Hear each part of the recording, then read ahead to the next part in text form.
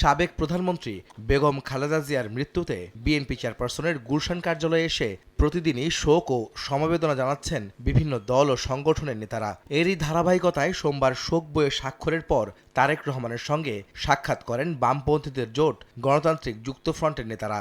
এছাড়া গণসংহতি আন্দোলনের প্রধান সমন্বয়ক জোনায়েদ সাকিও আসেন শোক জানাতে। ভোট কেন্দ্রিক যে রাজনৈতিক সংকট, এইটা যাতে আর কখনো তৈরি না হয়, তারেক রহমান এই বিষয়ে তার অঙ্গীকার পুনর্ব্যক্ত করেছেন। আমরাও আমাদের যে লড়াই করছি এর জন্য, সেটা আমরা লড়াই চালিয়ে যাব। মুক্তিযুদ্ধ আমাদের ভিত্তি এবং ৯০-এর গণ অভ্যুত্থান এবং ২৪-এর গণ অভ্যুত্থানের যে আকাঙ্ক্ষা, সেই আকাঙ্ক্ষাকে ধারণ করেই আমরা নতুন যে বাংলাদেশ, একটা কল্যাণ রাষ্ট্র বাংলাদেশ, সেটা গড়ে তুলতে চাই। এদিকে রাজধানীর একটি হোটেলে প্রয়াত সাবেক প্রধানমন্ত্রী বেগম খালেদা জিয়ার স্মরণে আন্তর্জাতিক চেম্বার অব কমার্স আইসিসি আয়োজিত শোক সভায় যোগ দেন দেশের সব ব্যবসায়ী সংগঠনের নেতা ও শিল্প উদ্যোক্তারা। এ সময় বিএনপি নেতারা বলেন, শুধু গণতান্ত্রিক উন্নয়নই নয়, শহীদ রাষ্ট্রপতি জিয়াউর রহমানের হাত ধরে দেশের অর্থনৈতিক সমৃদ্ধিতে ভূমিকা রেখেছিলেন বেগম খালেদা জিয়া।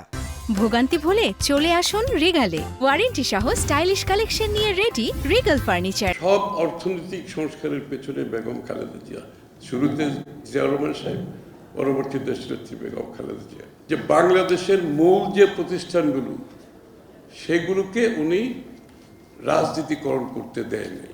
অনুষ্ঠানের প্রধান অতিথি বিএনপি মহাসচিব মির্জা ফখরুল ইসলাম আলমগীর বেগম খালেদা জিয়ার স্মৃতিচারণ করেন।